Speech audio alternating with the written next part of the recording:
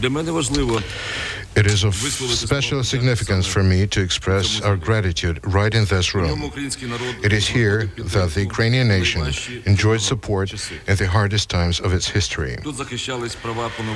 It is here where the rights of enslaved nations were advocated. It is from this hall where the world came to know about the truth about Holodomor, the genocide famine masterminded to annihilate millions of Ukrainians. It is in this hall that freedom for Ukraine was voiced at the time when the nation was deprived of its own voice. Your words reached us and gave us hope. We heard them because at all times Ukrainians felt related to Americans in the space of freedom. In this space of freedom, no iron curtain could divide us. That was Ukraine President Viktor Yushchenko addressing the U.S. Congress through an interpreter on April 6, 2005. It was the first time a Ukrainian leader addressed a joint meeting of Congress. You heard Yushchenko say, at all times, Ukrainians felt related to Americans and this place of freedom. In fact, several members of Congress, past and present, have direct personal family relations to Ukraine. We'll hear their stories in this episode of C-SPAN's The Weekly. Freshman Representative Victoria Spartz is the only member of Congress ever to have been born in Ukraine. And also, she is the first member born in a then-Soviet republic. Soon after she was elected as a Republican from Indiana, Congresswoman Spartz sat down for an interview with C-SPAN and discussed her background. Well, I grew up in a socialist-controlled Ukraine. It was under Soviet Union at that time and came here 20 years ago. What was your childhood like there? Well, it's, if you think about any socialistic system, it's very limited amount of resources and not very much freedoms. And really, it's pretty simple, but a pretty tough life. And I think in a lot of ways, what it does to you, it kind of puts your perspective of freedoms and perspective opportunities on a different level. I always say, in my 42 years, I grew up in socialistic system. I saw what happens when system falls apart and runs out of money because the systems are not sustainable. And it was not pretty. It was Wild West after Soviet Union fell apart. And came here 20 years ago to the greatest country in the world. And we have a lot of socialistic trends. So sometimes, I'm thinking, oh my gosh, it's like full circle in my short life. But I believe that it's important for us to remember what makes our country the greatest in the world. It's really, people are the same everywhere. It's really the opportunities and freedoms to pursue happiness that we have. So I get upset about it, and now here I am, became a politician. What was the impact of the socialist system on your family? Well, if my family and my grandparents and their family were landowners, farmers before a revolution and before Soviets took control through this collective farming, took a lot of land away, made people go into collective farms, they lost their land. And my grandpa, he's actually still alive in his 90s. But he remembered it very well, and they sent his family to actually steppes, southern parts of Ukraine, and one of his siblings died. He almost died, and that was really done to suppress farmers and landowners and make them to go into collective farms. During a March 1st, 2022 House Republican press conference, Congresswoman Spartz talked about her grandmother, still in Ukraine, trying to survive the Russian invasion. I'll tell you a personal story. I have my grandma, she's 95. She is right now in the city of Chernihiv. Actually, Chernihiv and the part of Kiev Rus studied Moscow and controlled Moscow. So they're bombing, they couldn't take the city. They're bombing civilians non-stop, day and night, the whole city.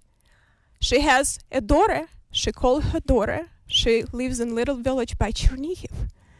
And her daughter told her they came into village with a heavy machine gun, killed almost every person in that village. And whatever people were left, women and children, they forced them to work in front of the tanks as a human shield because they cannot take that city.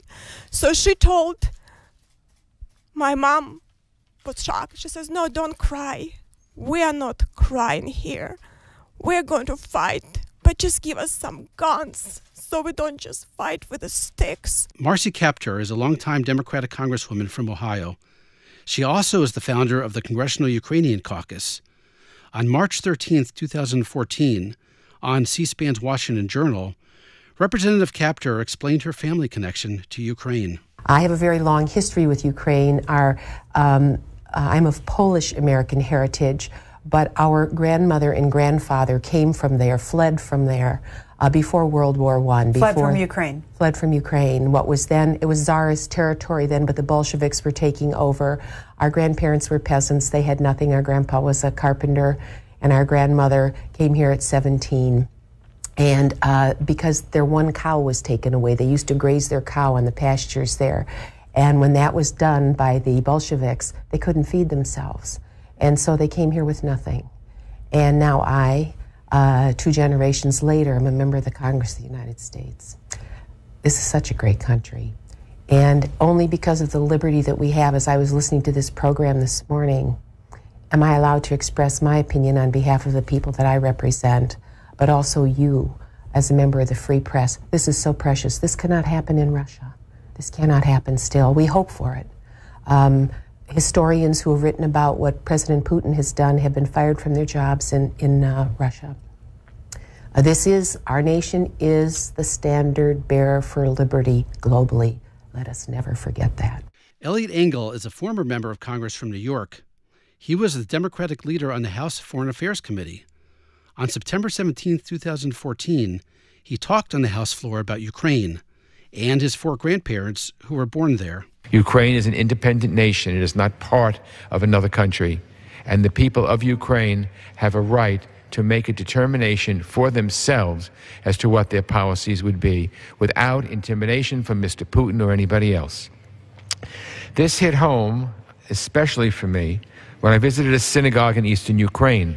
My 4 grandparents were born in Ukraine. 2 older men at this synagogue approached me to talk about the Russian threat.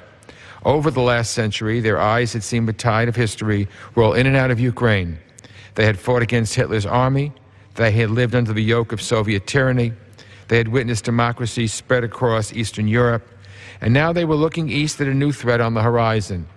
Don't abandon us, one of them said. America is very, very important. Former Congressman David Bonyer from Michigan was a longtime Democratic whip.